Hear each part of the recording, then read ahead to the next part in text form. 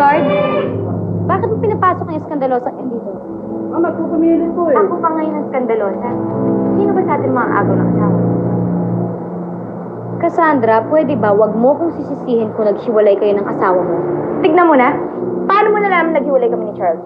Dahil inagaw mo sa akin ang asawa ko. Anong klase kang babae? Alam mo nang buntis ako, inagaw mo pa rin sa akin si Charles. Sana masunog ang kaluluwa mo sa impyerno.